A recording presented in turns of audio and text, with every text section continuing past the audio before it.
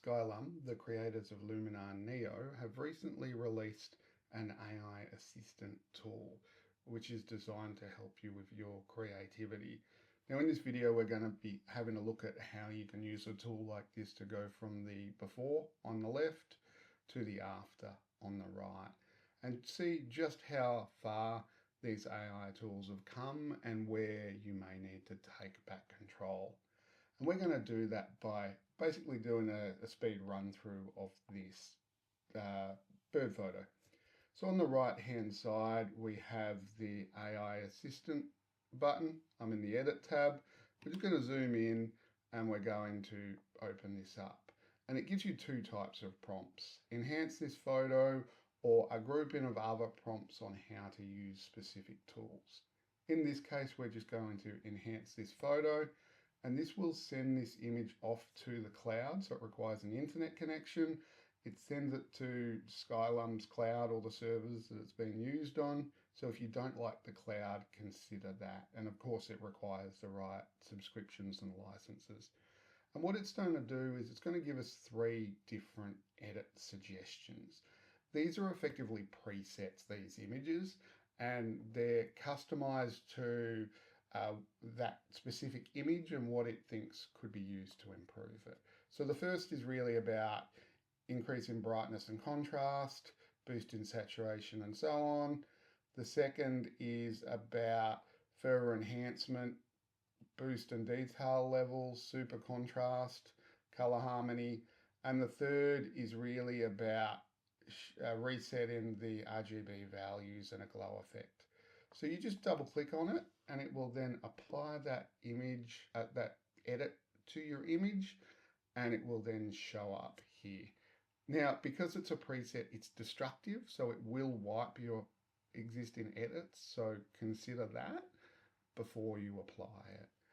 But it's going to apply this to this specific image, and then we can see what it's actually come up with. Now, as I said, it usually gives 3 options, and they're all a little bit different.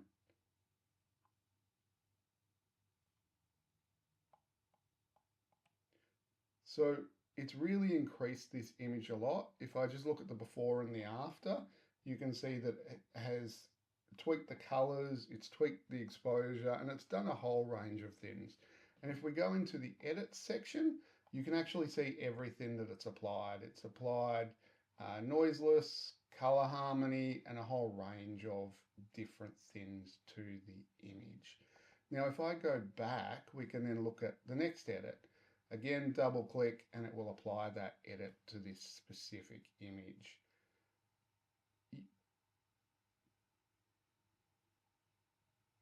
So what this has done is when we look at this, this has really darkened it a lot more compared to the first one. And then I'm just going to really quickly look at the third one. Now, what I'm noticing with all of these, and I hope you probably are too, is that in all cases, it's really adjusted the image, but it's not necessarily ready to go, so to speak. So when you look at them, I think it's highlighting that this is really good for, helping give some concepts of how the image could be edited, but it's not necessarily a ready to go image. And I think that highlights what this tool is really designed for. It's really designed to give you some, I guess, inspiration and help without you giving up creative control.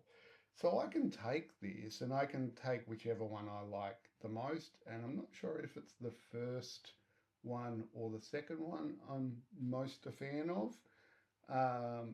We'll just look at the first one again. And then from there, we can apply our own edits. And I think this is really what this tool should be considered for, is I wouldn't suggest to use it to just apply an AI assistant edit to all of your photos and you're done. I'd suggest to use it to kind of maybe help you with some inspiration. And I think maybe this first one is the nicest. But what I'm going to do now is I'm now going to start my own sort of just rough edits for this. So I want to bring a bit more focus to the bird. So I'm going to mask the bird. And I'm going to maybe just increase the exposure a bit just to make it pop a little bit more. I'm going to do another mask, but this time I am going to invert the bird. So I've selected the bird, I'm going to invert the mask, and I'm going to just reduce the background a little bit to try and maybe make that a little bit less, pull your attention away from the bird. And also maybe I want to just tweak the eyes a bit, so I can maybe just do a bit of masking around the eyes and just increase the exposure on that a little bit more as well. Yep. Go back to mask around the eye. And I'm doing this very rough just to kind of show you, but then you can just bring some more focus there. So it highlights that I think this is a really handy tool to give you some inspiration. And if you're not sure how you want your image to be, you can go from something like this on the left to this on the right. But I wouldn't necessarily rely on it to do your edit from start to finish.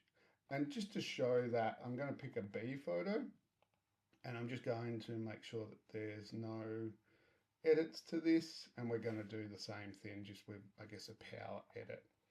So I'm going to enhance the photo, it'll have a think about it, send it to the cloud will try and understand the photo, and then it will come back and give us some suggestions for how it thinks this photo could be improved.